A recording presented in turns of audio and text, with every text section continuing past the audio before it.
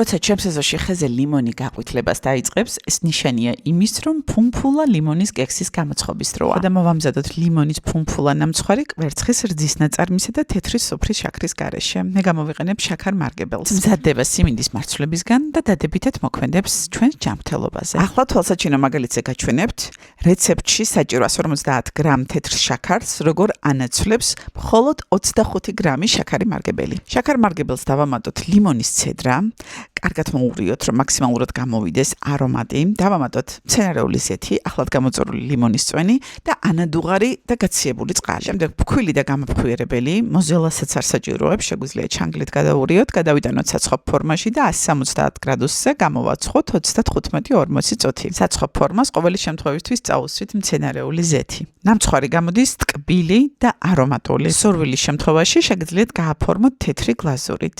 შაქარ მარგებელს დავუმატეთ რამდენიმე წვეთი ახლად გამოწორული ლიმონის წვენი და გადაუსვით ცხელ ნამცხვარს. შაქარი მარგებელი შეძენა კი შეგიძლიათ ქსელურ მარკეტებში.